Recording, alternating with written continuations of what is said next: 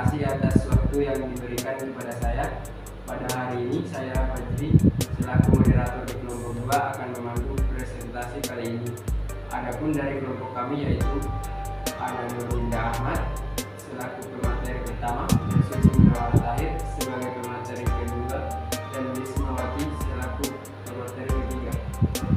Presentasi yang akan kami bawakan pada kesempatan kali ini yaitu modifikasi lingkungan, pencemaran lingkungan, budaya dan pola kesehatan lingkungan. Untuk mempersingkat waktu, langsung saja kita mulai presentasinya yang dibawakan oleh Nurlinda Ahmad. Kami persilahkan.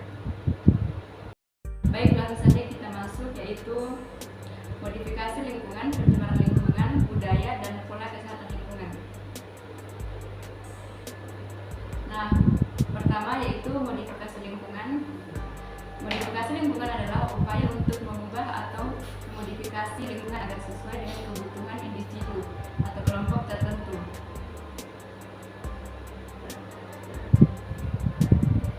Nah, berikut ini adalah beberapa contoh modifikasi lingkungan. Yang pertama yaitu aksesibilitas, yang dimana aksesibilitas ini modifikasi lingkungan dapat dilakukan untuk memfasilitasi aksesibilitas bagi individu dengan berbagai jenis kebutuhan seperti orang dengan kecacatan fisik atau gangguan mobilitas. Nah, selanjutnya yaitu pencahayaan. Nah, pencahayaan ini modifikasi lingkungan juga dapat dilakukan untuk meningkatkan pencahayaan di dalam ruangan atau di luar ruangan. Nah, selanjutnya yaitu akustik. Nah, modifikasi lingkungan dapat dilakukan untuk mengurangi kebisingan atau meningkatkan kualitas suara di dalam ruangan. Nah, selanjutnya yaitu kesehatan dan keamanan. Kesehatan dan keamanan, modifikasi lingkungan juga dapat dilakukan untuk meningkatkan kesehatan dan keamanan individu atau kelompok tertentu. Nah, selanjutnya yaitu ergonomi. Modifikasi lingkungan dapat dilakukan untuk meningkatkan kenyamanan atau efisien kerja, misalnya dengan memasang perabot yang ergonomis atau memperbaiki desain kantor untuk mengurangi ketegangan otot. Nah, modifikasi lingkungan harus didesain dengan cermat dan dilakukan dengan hati-hati agar sesuai dengan kebutuhan individu atau kelompok tertentu. Hal ini dapat membantu meningkatkan kualitas hidup dan membuat lingkungan menjadi lebih inklusif bagi semua orang. Nah, selanjutnya yaitu pencemaran lingkungan. Pencemaran lingkungan adalah masalah serius yang timbul akibat kegiatan manusia yang dapat merusak kualitas lingkungan. Pencemaran dapat terjadi di berbagai media lingkungan seperti air, udara, dan tanah, serta dapat berdampak negatif terhadap kesehatan manusia, ekosistem, dan kehidupan makhluk hidup lainnya. Nah, berikut adalah beberapa jenis pencemaran lingkungan. Yaitu pertama itu pencemaran air. Nah, pencemaran air terjadi ketika bahan kimia, limbah industri atau limbah domestik dibuang ke sungai. Yang kedua yaitu pencemaran udara. Pencemaran udara terjadi ketika gas atau partikel yang tidak diinginkan dilepaskan ke udara dari berbagai sumber termasuk transportasi. Nah, selanjutnya yaitu pencemaran tanah. Pencemaran tanah terjadi ketika bahan kimia, pestisida, dan limbah industri atau pertanian dibuang ke dalam tanah. Nah, selanjutnya yaitu pencemaran suara. Pencemaran suara terjadi ketika kebisingan terlebih dari berbagai sumber seperti lalu lintas, kendaraan, konstruksi, dan industri mempengaruhi kualitas hidup manusia. Nah, selanjutnya yaitu pencemaran cahaya. Nah, pencemaran cahaya terjadi ketika cahaya berlebih dari lampu jalan, gedung perkantoran, dan kendaraan bermotor mempengaruhi kualitas hidup manusia dan hewan, serta mempengaruhi ekosistem. Nah, upaya untuk mengurangi pencemaran lingkungan dapat dilakukan melalui penggunaan teknologi yang lebih bersih, pengembangan energi terbarukan, dan pembuangan limbah yang lebih baik dan sesuai dengan regulasi. Selain itu, kesadaran dan partisipasi masyarakat dalam menjaga kebersihan dan kelestarian lingkungan juga dapat penting dalam mengurangi pencemaran lingkungan. Nah, selanjutnya itu cara mencegah atau menanggulangi pencemaran lingkungan dalam limbah industri, yaitu membangun industri jauh dari permukiman atau perkotaan. Nah, selanjutnya yaitu limbah organik dari makanan dapat diproses menjadi bahan yang berguna. Nah, selanjutnya yaitu cara mencegah atau menanggulangi pencemaran lingkungan dalam limbah rumah tangga, yaitu pertama, limbah cair dialirkan ke bak penampungan. Selanjutnya, sampah plastik, kaleng, dan karet dapat didaur ulang menjadi peralatan yang berguna. Nah, selanjutnya yaitu sampah organik diolah menjadi pupuk kompos. Dan selanjutnya itu sampah dibuang di tempat yang lebih rendah dan ditimbun dengan tanah. Nah, selanjutnya itu cara mencegah atau menanggulangi pencemaran lingkungan dalam limbah pertanian, yaitu pertama, tidak menggunakan pupuk pertanian secara berlebihan.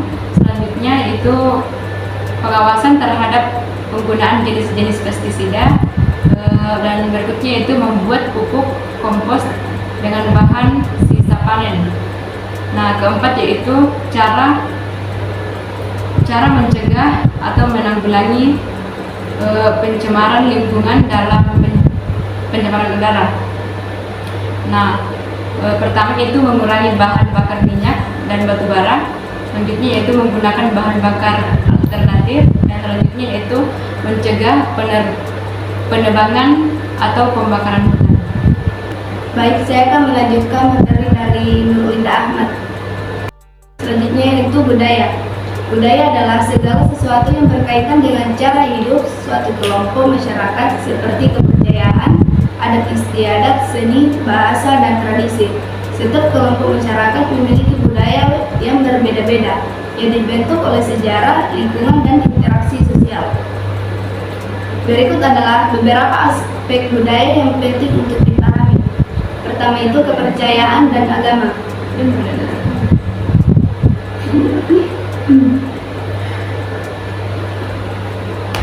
Beragam kepercayaan dan agama ada di seluruh dunia dan seringkali menjadi pendorong utama dalam membentuk nilai-nilai norma dan adat istiadat masyarakat. Yang kedua itu bahasa. Bahasa menjadi sarana komunikasi utama dalam budaya. Yang ketiga itu seni. Seni mencakup berbagai jenis ekspresi kreatif seperti seni rupa, tari, musik, teater, dan sastra. Yang keempat itu tradisi. Tradisi meliputi praktik-praktik atau kebiasaan yang diwariskan dari generasi ke generasi. Yang terakhir itu adat istiadat. Adat istiadat mencakup berbagai tindakan atau norma sosial yang diikuti oleh suatu kelompok masyarakat seperti upacara adat, ritual, dan tata cara berpakaian. Selanjutnya yaitu nilai dan unsur dalam budaya. Yang pertama, nilai budaya. Nilai budaya adalah keyakinan atau prinsip dasar yang dipegang oleh suatu masyarakat. Nilai ini membentuk bagaimana suatu kelompok masyarakat memandang hidup, termasuk bagaimana mereka mengambil keputusan dan memandang tindakan-tindakan sosial. Yang kedua itu unsur budaya. Unsur budaya adalah segala sesuatu yang membangun suatu kebudayaan seperti bahasa, agama, adat istiadat, seni, dan teknologi. Unsur-unsur ini sangat beragam tergantung pada masyarakat yang ada. Nah, selanjutnya itu memahami budaya suatu masyarakat dapat membantu dalam menghargai dan menghormati perbedaan, serta membuka wawasan untuk mempelajari dan mengenal budaya-budaya lain. Baik, langsung saja kita lanjutkan materi. Pola kesehatan lingkungan adalah hubungan antara kesehatan manusia dan lingkungan di sekitarnya. Hal ini mencakup segala sesuatu yang dapat mempengaruhi kesehatan manusia, baik secara langsung maupun tidak langsung, seperti polusi udara, polusi air, kontaminasi tanah, dan perubahan iklim.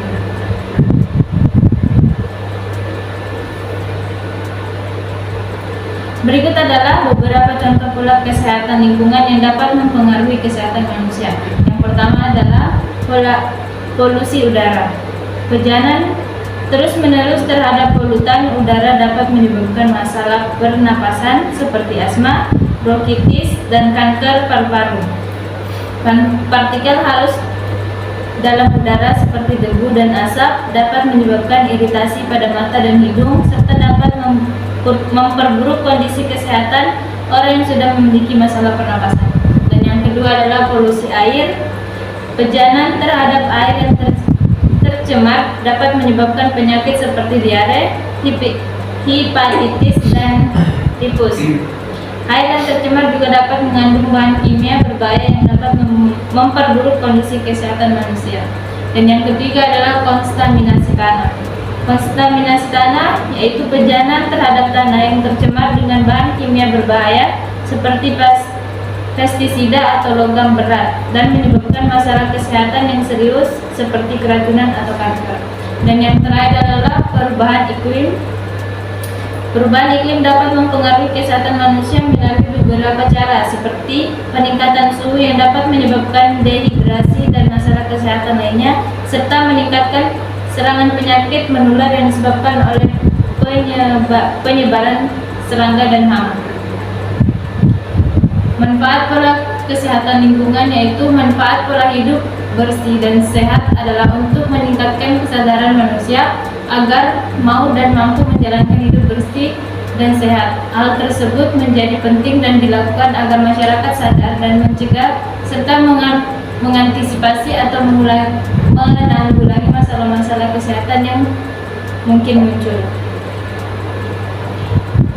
Untuk mengatasi pola kesehatan lingkungan dapat dilakukan berbagai upaya seperti pengurangan emisi polutan udara dan air, pengelolaan limbah dan yang lebih baik, dan penggunaan energi terbarukan. Selain itu, juga penting untuk meningkatkan kesadaran dan partisipasi masyarakat dalam menjaga lingkungan sekitar mereka dan menjaga kesehatan mereka sendiri.